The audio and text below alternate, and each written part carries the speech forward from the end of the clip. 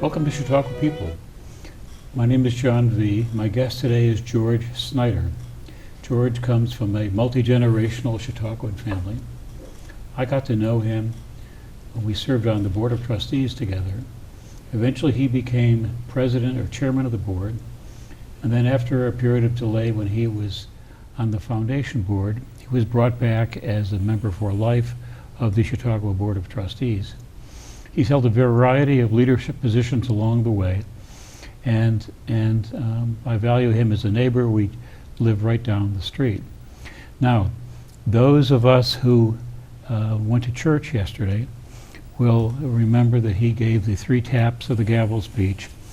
And if you've not taken a look at today's Chautauqua Daily, and I understand this program will be run a little bit later, there's a magnificent display here of his performance during the church.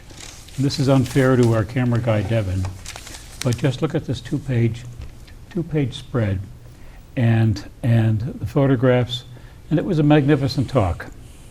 So George, tell me a little bit about developing the talk, and what points did you want to include? How did it go? Well, and I didn't anticipate a 2-page spread with photos and everything else. But John, first, thank you for having me. This is really a treat. So I learned after Michael Hill had announced that he was leaving to go to Randolph-Macon College, the current board chair and leadership among the trustees were looking for folks who could fill in some of the duties that would typically be performed by the institution president. And at the time, Kyle Keogh hadn't yet been named as the interim chief executive, and even then part of the thought process, I think, was let's try to reduce some of the demands on an interim person's time and allow them to focus more on the execution of the summer assembly season and perhaps give them some relief from some of the more ceremonial type of events. So I was asked to, as they say, tap in and tap out. So do the 3 taps to open the assembly and then return again at the end of August, at the end of the season, to do the tap out. And my friend and chair of the foundation board, Tim Rangillian, will do the president's address, which is in the midpoint of the season. So between the 2 of us, we'll handle those aspects. So I learned of this with enough time to give it some thought, and what I really wanted to do mostly was really promote the upcoming season, because it really is going to be spectacular. And the staff has put in so much work in curating all aspects of the program, and I wanted to make sure that work was recognized, and that we had a means to kick off the season with enthusiasm. Obviously, there's a lot of uncertainty going on in the world, and we at Chautauqua think that we can help to play a role in promoting, fostering, and exhibiting a place where people can gather and share disparate views, and to be able to do so with respect for one another and perhaps learn from one another. So I wanted to emphasize our role in promoting civil dialogue, and then give some nod to the fact that Chautauqua has always been in a state of change, even though we sometimes tease ourselves about how hard it is for us to do things differently. The truth is, over 150 years, we've gone through a remarkable series of changes, and that's essential, really, to continue for the next 150 years. So those were the main themes. I had some wonderful assistance from John Schmitz, our archivist, who helped me to find the story of when the gavel first occurred, and who knew that it was in 1904 and we're still using the same gavel, and so lots of neat discovery points along the way. I think they ever gave a miniature gavel as a going-away gift? Not that I'm aware. At some point I received one. I think one of our trustees, may have even been when we were serving together, thought that the board chair ought to have a gavel. So it was this heavy brass thing that I toted around, and then I think passed on to Jim Pardo and Candy, that still serves its purpose, but not in a ceremonial way. Mm-hmm. So, now, when you were appointed to the head of the Board of Trustees, there was a group of us who went to fellow ACC schools, and we counted the figures and called it the number of University of Virginia people in leadership positions, Right.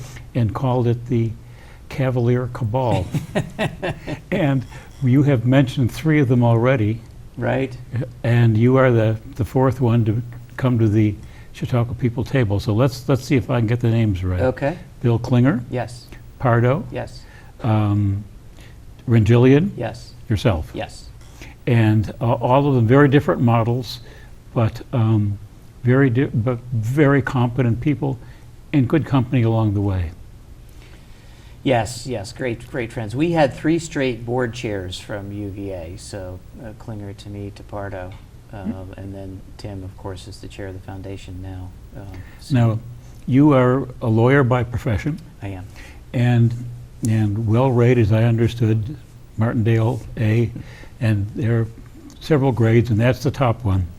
Mr. Pardo, I don't know about other people around, but I never understood why Chautauqua Institution thought it needed 2 bankruptcy attorneys in a row as chairman, and yet we hear about all the good financial management.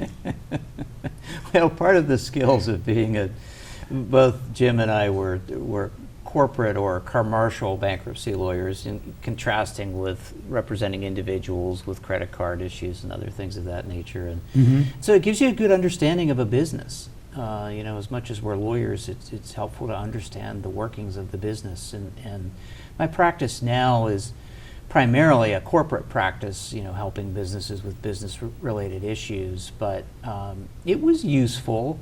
Again, we weren't doing restructurings and reorganizations back in my time as board chair, but financial issues have always been of concern. One of my greatest concerns during my time as board chair was just getting to and through the next season. And we did an awful lot of work to work on the financials of the institution, build up cash so that we could use that for future strategic investments, and all of that was really, really helpful. But yes, it was sort of a funny coincidence that you'd have 2 bankruptcy lawyers serving in that role. Now, what were the years you were chairman of the board?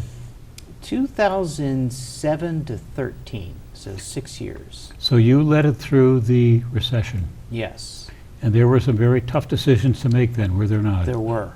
That was one of the first times that we made an adjustment. We had working with us Ron Kilpatrick. He was the chair of what we now call the Budget and Finance Committee, then named the Asset Policy Committee. And Ron was great for charts and graphs and things, and that we could see that our expense line was growing more rapidly than our revenue line. And then around then, the 2007, 2008 financial crisis caused us to have some concerns about whether the foundation's payout would remain as consistent as it had been. And we had a formula then that's different from the one that we're using now. So there was reason to have some concerns about instability in what the foundation payout would be. And so we did take a real bite out of expense at that time. And that was one of the first times that we made a big adjustment to the opera budget. And that also, though, coalesced with the notion that people weren't going as regularly into Norton Hall. We would do, as I recall, 3 performances in Norton Hall. And Tom really had the idea, kind of emanating out of even the prior campaign where we had an opera facility as a standalone project. And the scope of that, even back in that day, was still more money than we had raised for anything since Linnaeus Hall. Mm-hmm. And again, part of that financial crisis and other circumstances of the lead donors made it clear through the early 2000s that we wouldn't be able to build a standalone opera hall. And the notion shifted to, well, wait a minute, the most important building for us, at least in performance space, is the amphitheater. And shouldn't we address both our philanthropic resources and our attention to redoing the amphitheater? And let's put opera on in the amphitheater. And the thinking was that even though there would be a savings from the costs that we'd spend in Norton Hall, we could get more eyes on the art form in one night than we were doing through the course of a season. And so that was one of the solutions that I think had a positive outcome from the work that we were doing back then. Mhm. Now, were you involved in the planning for the new amphitheater? Yes, in the planning, the interesting, so I was involved as we were going through this process of really identifying, okay, this is going to be the central project in that campaign. I was co-chair with Steve Percy of that campaign, the Promise campaign. But all the hard work happened after I left. I passed the baton to Jim Pardo, and so going through really the difficult work. And you know, there were concerns among the community about what all of this might have meant. And initially, truly did start as a rehabilitation project. And as we got further along, it became clear that it needed to be a replacement project. And so there were lots of issues that sort of resonated through all of that. But at that point, I was at the foundation board and had not yet been invited back to be a trustee for life. So I really missed all of the hard work and really heroic work that Jim Pardo led and the other trustees and Tom, not only to get the project approved, but to get it funded and to get it built. I thought it was marvelous to do that in 1 year, and I know there was minor amount of complaining, which I didn't consider to be justified. And we know the statutes are very clear. If you do a certain amount of work on a property, then the whole thing has to be brought up to standard, up to code. And there was no way to get the old amp up to code without knocking it down, such as the pitch on the walkways out and that sort of thing. It just struck through the heart of it, so it had to happen. Well, one of the scary things is that it virtually fell down as they were in the process of the demolition. And the core around the pipes for the organ chamber have remained. So there is still a core piece that was original to the project. And they ended up really doing it over 2 years. They put some pilings and other things that you wouldn't necessarily see in the first season, and then came back and immediately started. It was, again, miraculous that they got it done, the major construction done. And Michael Hill, our then new president, was hired and was looking into a deep hole. And so he had the honor of opening it for his first 3 taps. Mm-hmm. I didn't realize those pilings were put in earlier. Right. I was not aware of that. So what do you forecast then for Chautauqua? Let's talk for just a moment. You were involved strongly in hiring the previous president. Can you talk a little bit about the process organization goes through, and then make some predictions? Right. Well, so one of the things that we did then was make sure that we received input from the community. So the process that I ran, I was fortunate to be the chair. Jim Pardo asked me to chair that process. So to be clear, Pardo was board chair when Tom announced that he was going to retire, and had given us some time to conduct a search where we didn't have a gap in leadership. And so there was a group of us, 5, I think, that served on the search committee.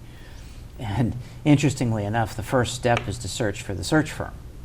So we interviewed search firms, found a firm. They led us through a process that ultimately led us to Michael, and I'm going to shorten that story just to get to the current one. So I am not serving on this next search committee. It's being chaired by Lori Branch, who is our trustee chair-elect. So she'll take over as board chair in October when Candy's term is done. And it's again comprised of trustees, and Tim Rangillian is on it as a representative voice of the foundation. They are in the process of retaining the search firm. And then they intend to spend most of this summer in listening sessions and in outreach to the community towards the end goal of building the position description, so that job description is the way we always used to think of it. And so they want to have a multifaceted approach to receive input and suggestions on what are the key characteristics that we need for the next president. And you know, I suspect that we were so fortunate when we had Dan Bratton all those years, but that's probably not what we'll see. Michael was 9 years, you know, probably having somebody, you know, approaching 10 years is probably more realistic.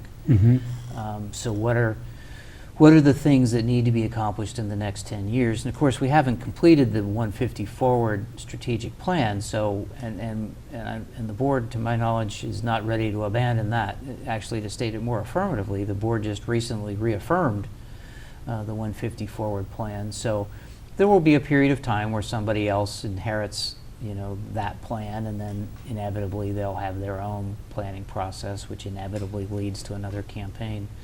But what the trustees have said so far is that they want this process to be really well done and deliberate, and that they are not going to hurry either in getting the position description done correctly and then sourcing candidates.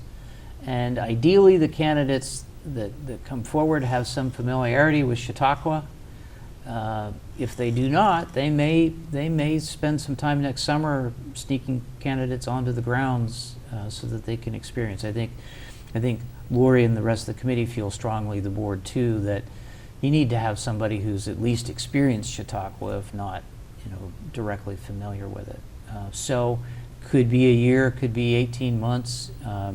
Kyle has graciously agreed to stay as long as the board is happy to have him and see through this process. So there isn't an urgency to fill the spot a second time, but rather a desire to do it correctly. Mm-hmm. So the job description, just talk this through a little further.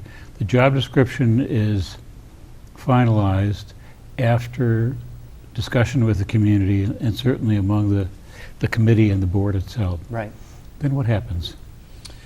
So then, and this is may be particular to the search firm that you use. So now I'm going to answer through the lens of my experience. We used a firm named Russell Reynolds, and so they helped us to craft the position description. Then once it was finalized through board and other process, then they take it to source candidates. And one of the things that one always wonders with search firms is, do they have a pile of people who are looking for jobs and they, and they just bring those, or do they truly go out into whatever the relevant marketplace might be and source new candidates? And I think the best firms do both of those. That they would have prior clients and so forth that they know are looking, but they also have the ability to source new candidates.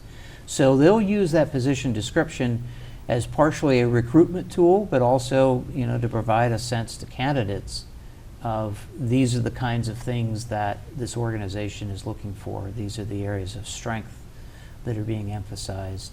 And then for us, they received a bunch of applications and would sort them to a degree, but we looked at them all at the search committee level and identified those that we wanted to have an interview.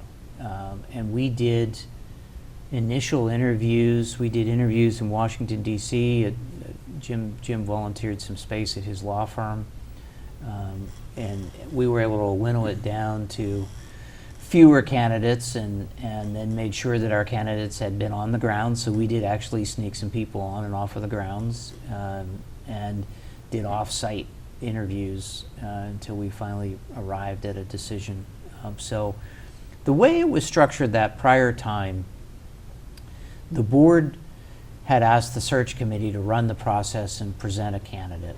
And that's what we did. And by the time we got to the end of it, there were some trustees who really wished that there had been more board participation along the way. And it's a little hard. We have a 24-person board, and depending on how much time it takes, people rotate off of the board and new people come on.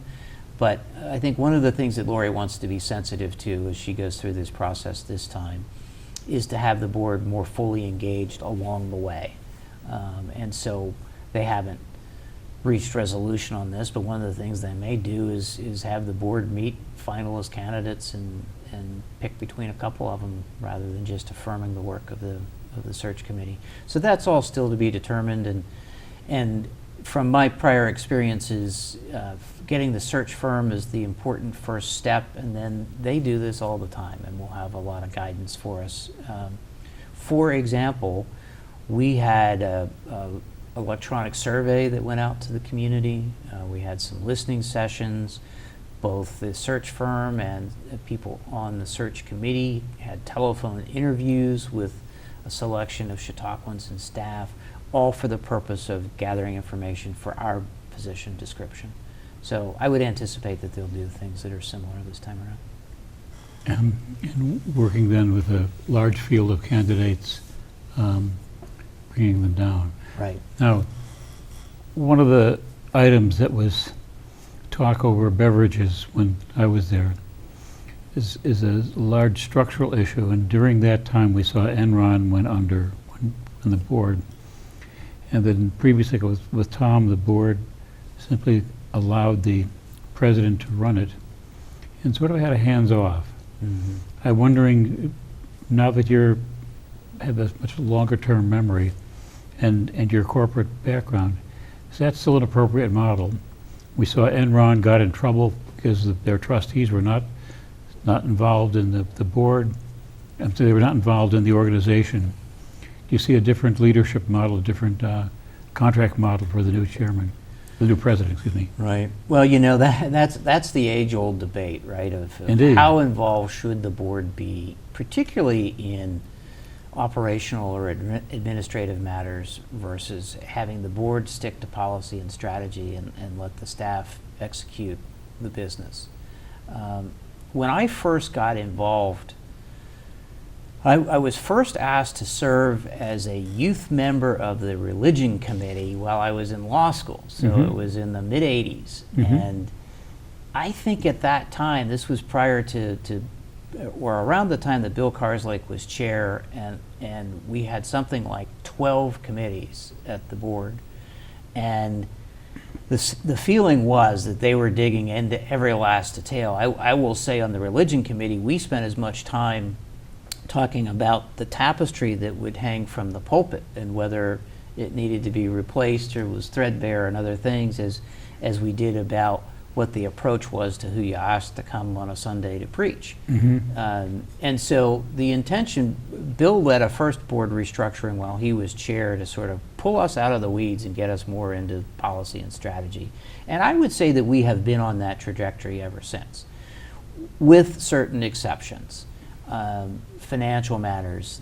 Don Greenhouse years ago, he did such incredible work for the institution.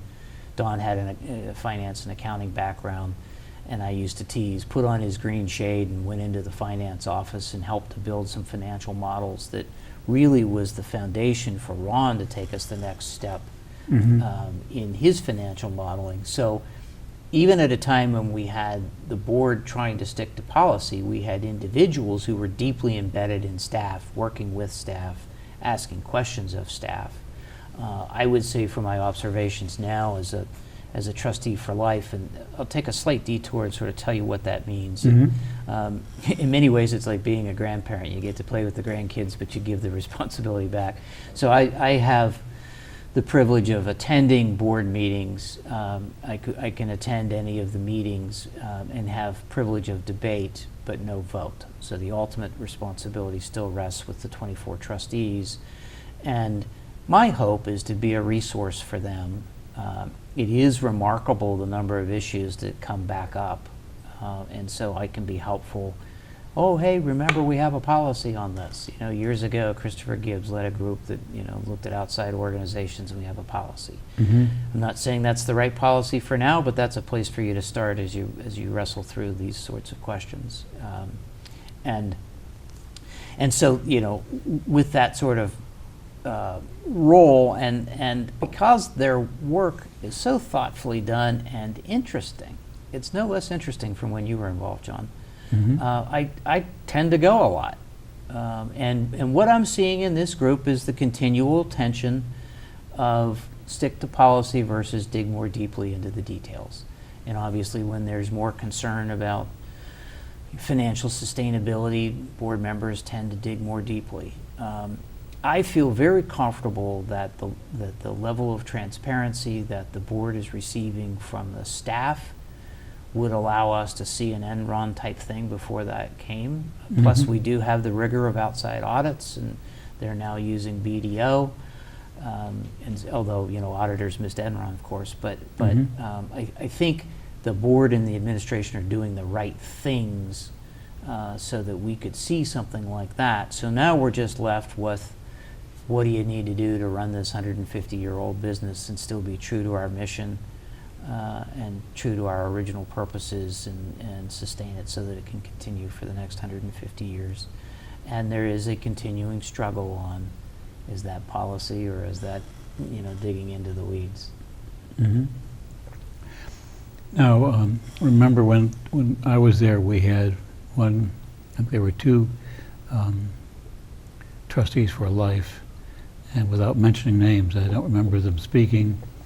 In retrospect, heard there was a history for each and sort of wish that I had befriended them and talked a little further about some details. But I hope you'll speak up and these folks, one of them I think was probably an age where he should have excused himself, but I hope you'll speak up and offer some counsel as is called for. Mm-hmm. Right. And it's I too try to find that balance. I listen more than I speak, which is the way it should be. And the other thing that has been the case and continues to be the case is that you have the formality of the boardroom with 24 people and staff around a table, but then we find time to break bread with one another, and so I can spend a lot of time with people in smaller groups in a social setting, but still in a way to sort of, if there's a thought that I feel that they've missed or a message that's important for me to convey, it's been really nice to have access, and I continue to just be I think blown away is the right way to phrase the talent and the commitment and the time that people, volunteers of Chautauqua, so they don't get gate passes, they don't get compensation, they're first in line for fundraising, but there's such a deep love and commitment to the institution, and you just can't count the hours that people spend in service. It's really, really stunning. And the high level of competence. Yes. An old joke from one who's passed on the board. We thought we were good, but these people are even better. Where did they come from? It's so true, and it's true in all. I think back, if I were an applicant to the University of Virginia today, I think they would giggle at my application. It's just remarkable the caliber of the young people that would be the competition. So, very true. What else do we need to find out about your time, the board, your insights? Well, I have always felt that I have received so much more than I've ever been able to offer. And so why is that? Part of it is a little bit of a look behind the curtain. It is an absolutely fascinating organization. We do a lot of the same things, but no 2 years are exactly alike. There are different challenges, some common themes, but different challenges. That I continue. I have not lost my sense of awe and fascination with the workings and the operations of it, and just feel so blessed to have been asked to participate. In fact, one little funny story: the woman I called out yesterday for noticing me on stage with the children's school, Mary Walker Ugaletti, worked in the president's office as a summer intern and was working with Dan Bratton and Carol White, and they were saying, we need to find some younger people to, perhaps get involved in some form or fashion.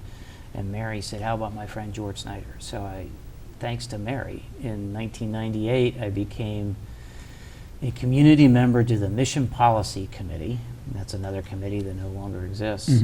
Served 2 years as a community member before being invited to become a trustee in 2000, and then 2007 chair.